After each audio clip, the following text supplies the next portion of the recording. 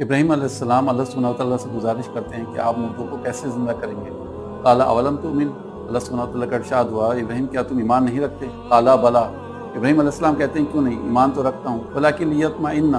لیکن میں چاہتا ہوں کہ میرا دل پوری طرح سے مطمئن ہو جائے۔ انسان کی فطرت ہے کہ جو چیزیں اس کے مشاہدے میں نہیں رہتی اس کی کیفیات کی کھوج لگانے کی فکر میں رہتا ہے، اس میں اس کا خیال مختلف راہوں پر چلتا ہے، اس میں مینٹل ڈس آرڈر کی بھی تکلیف کو برداشت کرتا ہے۔ اسی مینٹل ڈس آرڈر کو ختم کر کے دل کو سکون مل جانے کو اطمینان کہتے ہیں۔ ہمارا ایمان بھی کیونکہ کمزور ہوتا ہے تو ہمارے دل کو جو سکون پہنچتا ہے وہ قرآن کے دروس سے یا خطبوں سے، یا ہم دیکھتے ہیں کوئی خواب اگر ہم دیکھیں،